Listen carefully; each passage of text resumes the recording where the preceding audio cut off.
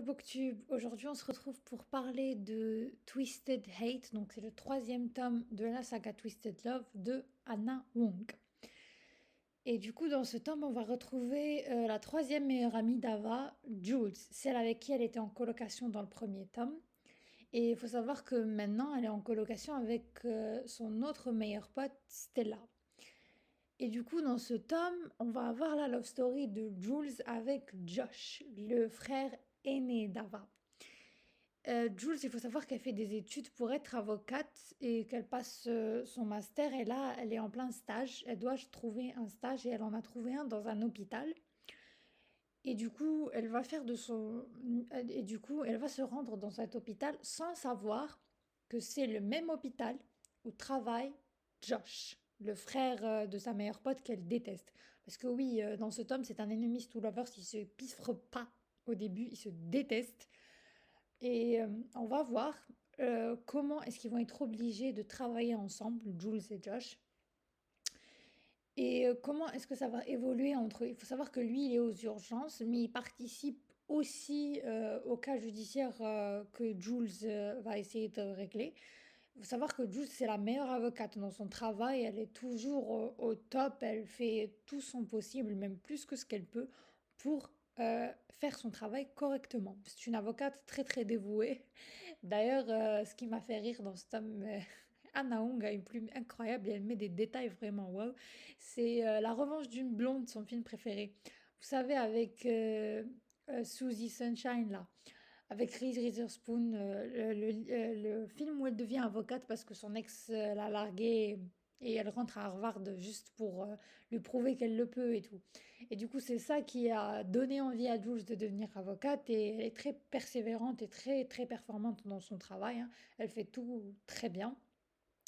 Et Josh va découvrir un nouvel aspect de Jules qu'il ne connaissait pas avant. Et vu que tout le monde à l'hôpital essaie de le caser avec quelqu'un, mais lui, c'est pas le genre de mec qui aime se caser. Ou lui, c'est le genre vite fait un coup d'un soir et après on se rappelle plus.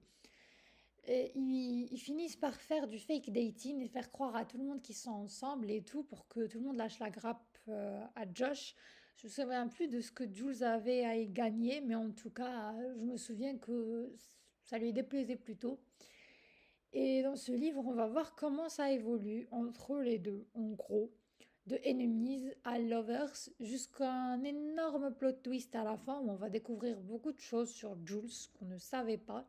Elle a énormément de secrets, énormément de casseroles.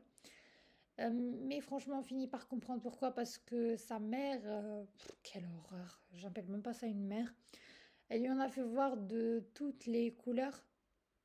Elle a toujours préféré son nouveau mari à sa fille. Elle n'a jamais rencontré son père.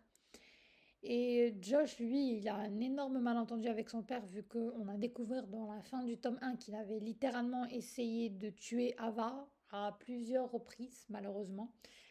Et du coup, il est en prison et il envoie plein de lettres à son fils. Il essaie de reprendre contact.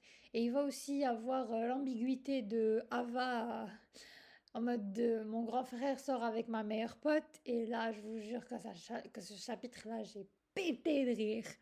C'était drôle, c'était beau, c'était émouvant. Bon, ce n'est toujours pas mon préféré, mais j'ai quand même adoré ce tome, hein. Ça se lit très très vite, c'est très agréable, très fluide. Encore une fois, la plume d'Anna Wong, juste waouh, hein. C'est la transition parfaite. Bon, si vous êtes comme moi sorti d'une dark et que vous avez eu besoin d'un truc plus léger, plus soft, c'est franchement la série parfaite. Et du coup, la citation que j'ai préférée dans ce tome, c'est: peu importe que cela me tue, parce que dans un monde où je suis entourée par la mort, elle est la seule chose qui me permette de me sentir vivre. Donc, comme je vous l'ai dit, Josh, franchement, dans les premiers, le deuxième tome, c'est le gigolo de service, mais là, il finit par se caser avec Jules et c'est tellement drôle, mais en même temps tellement beau. J'adore comment il est avec elle, j'adore ce qu'il fait pour elle.